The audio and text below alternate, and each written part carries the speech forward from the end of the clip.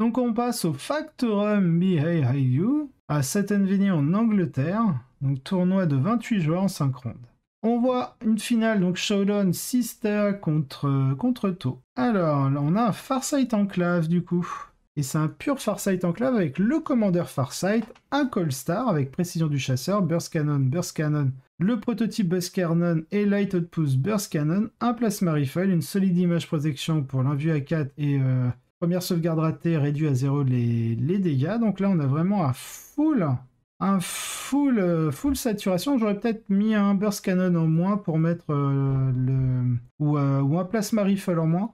Pour aller chercher le Target Lock et l'ignore Light Cover. Ensuite, on a une Strike Team parce que c'est une patrouille, très bien. On a 1, 2, 3, 4, 5 Crisis avec Burst Cannon, Ion et Plasma Rifle Shield Generator. Très bien. Et on a 1, 2, 3, 4, 5 Crisis Again avec Burst Cannon double Plasma Rifle cette fois-ci. Shield Generator, 5 Shield Drone à chaque fois. 2 Hammerhead.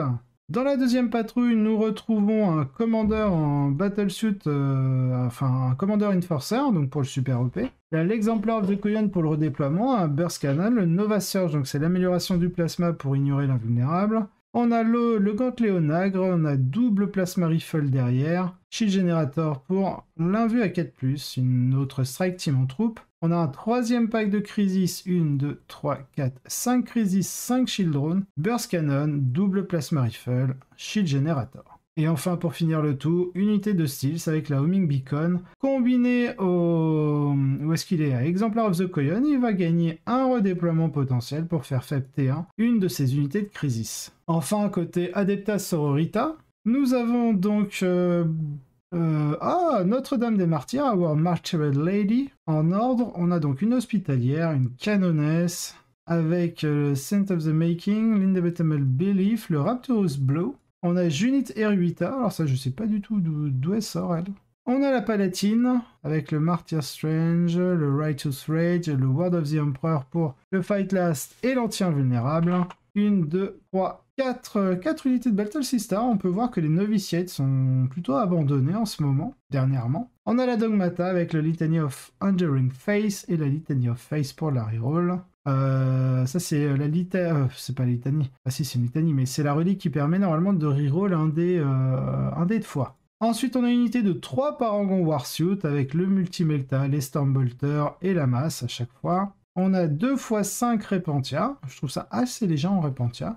En attaque rapide, on retrouve une unité de 2 minions avec l'Artificer Crafted Stormbolter pour aller chercher justement les mortels sur les tirs de bolter.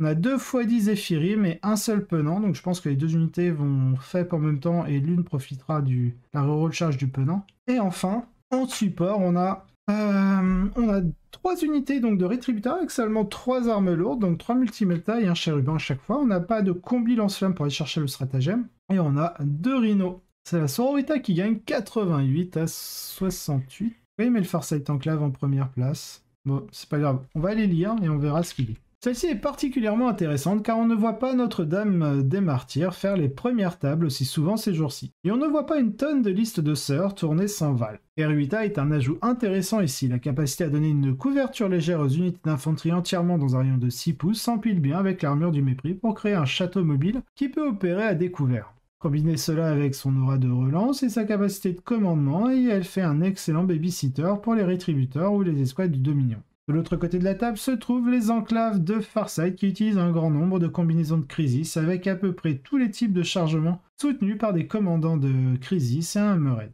Ce qui rend ce match particulièrement intéressant, c'est que les listes de Farsight enclaves doivent opérer à très courte portée, même par rapport aux autres taux. Il leur est donc très difficile de se mettre à portée de tir efficace contre les sœurs sans se mettre en danger face aux menaces des sororitas. Et ce match pourrait facilement devenir un bain de sang, perdant étant celui qui se déploie trop tôt. Il s'agissait d'une autre liste de taux, cela pourrait tourner plus fortement en faveur des taux. Ou s'il s'agissait d'une liste des sœurs de Bloody Rose, cela pourrait tourner en plus en leur faveur. Mais en l'état, c'est un match où les deux armées jouent en quelque sorte le jeu de l'autre. Résultat, la victoire d'Adeptas Sororitas 88 à 68. Jack remporte un match serré en maintenant James à son score le plus bas de tout le tournoi. En punissant l'armée Farsight d'être à sa portée de menace, le classement final étant basé sur les points de combat, Jack se classe tout de même deuxième derrière James avec un seul point d'écart. Très bien, d'accord, c'est pour ça que James finit quand même premier du tournoi.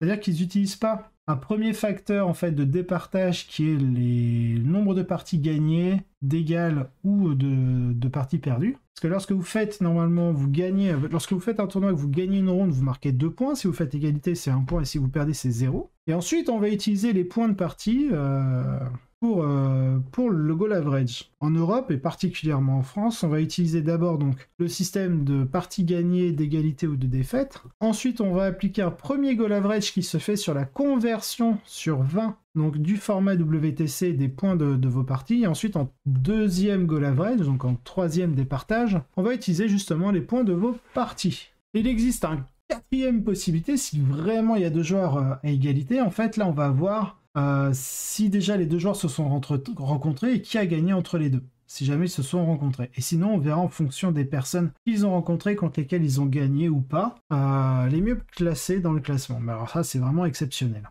La liste comprend essentiellement des combinaisons de crisis et opère un cheveu de l'ennemi, se jetant dans le visage de l'adversaire pour décharger une série de tirs renforcés par des projecteurs, puis reculant ou chargeant en fonction de la cible. L'accent mis sur les combinaisons crisis permet à la Battlesuit d'être très mobile. Le reste du top 4, on a donc l'Adeptas Sororita en deuxième place, on a un Tyrannide Chronos avec un triple Tyrannofex, on a un autre Tyrannide cette fois-ci en Léviathan avec un triple Carnifex et 2 Dimacaron. Ok, ça par contre c'est très inhabituel. Et enfin à la 5e place, nous avons une liste Death Guard.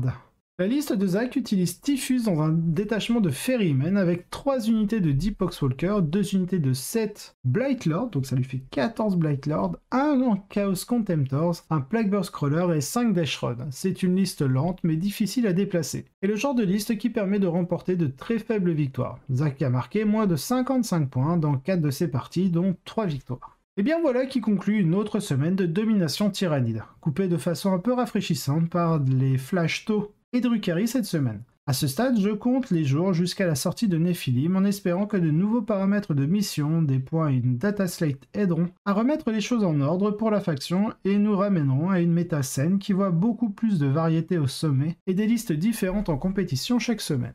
C'est aussi la dernière semaine de ma visite dans ce purgatoire. Votre vieux copain James One Wing Grover devrait être de retour la semaine prochaine pour vous donner des doses régulières d'analyse plus perspicaces sur les match-ups et moins de plaintes en général. Puisqu'il est plus aimable et n'a pas passé les 4 dernières semaines à écrire Léviathan Good Stuff avec 2 harpies ou Grêle de Malheur, donc c'est les Hail of Doom, pour 60% des listes. Ce que je veux dire, c'est qu'il